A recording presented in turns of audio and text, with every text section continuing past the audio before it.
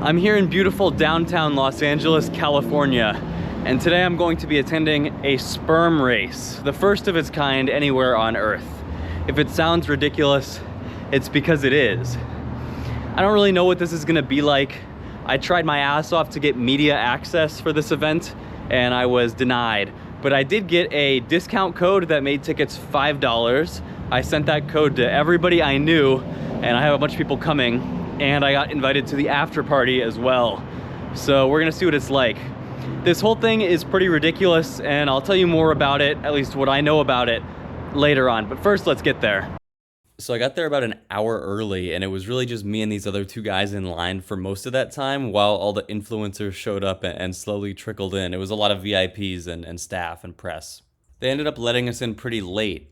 We had to sign a quick release form, and then we walked into this sort of Hollywood-style soundstage. So they let me in. People are slowly trickling in. This is quite the spectacle. They spent a lot of money on this, for sure. And it was crazy impressive, like the theatrics of it all. It was a big event.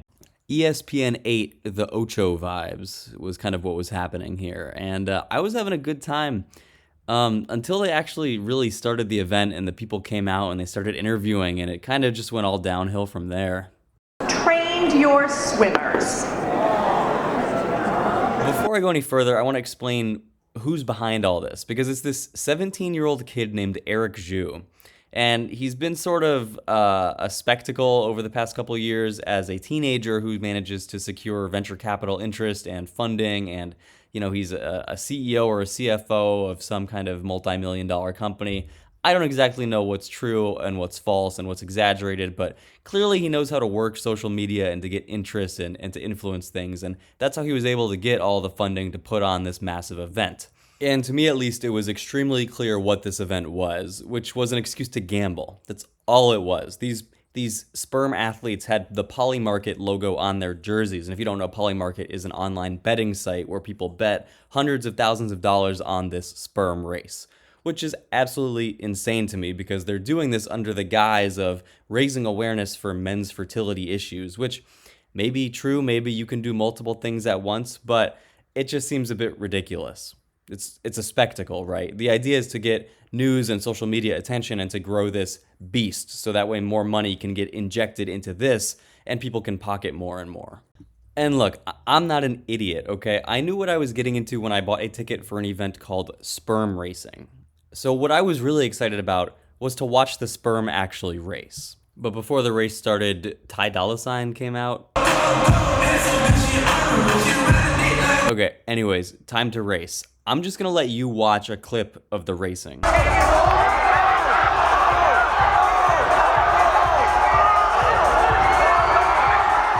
Now that might look pretty cool to you. You can literally see the sperm, but this is what sperm actually looks like under a microscope. It does not look like that, okay? The sperm race video footage that they put on the screen was not what was coming off of that microscope they had on stage. I can promise you that. Look, no one's switching them either. This means that one of two things had to have happened. And if I'm being charitable, what happened was they had a sperm race before the event, and it just wasn't very photogenic. There wasn't a great way of capturing it because sperm is so chaotic and random and hard to follow. So they had a sperm race, they determined the winner, and then they created like a 3D rendering, like a CGI version of the sperm race, and that's what they put on the screen.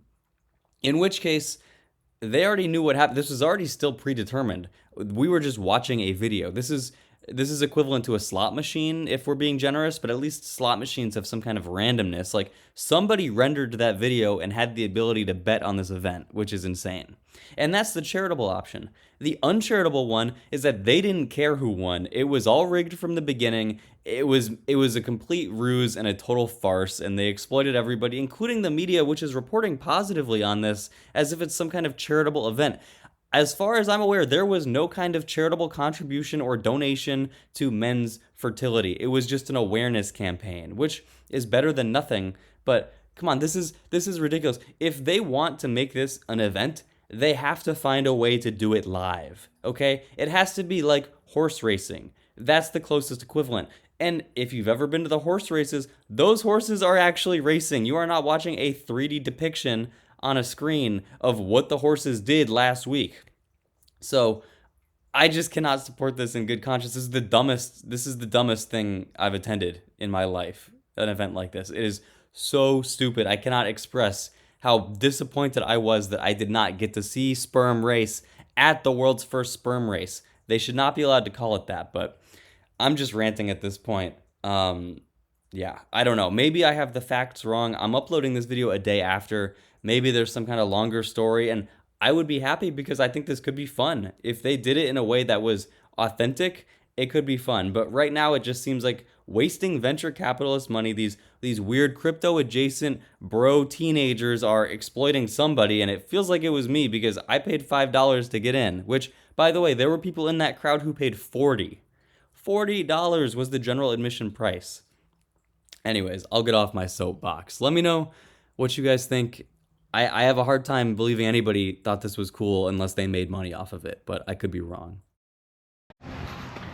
That was bizarre, and for some reason now I'm going to the after party. I don't know, man.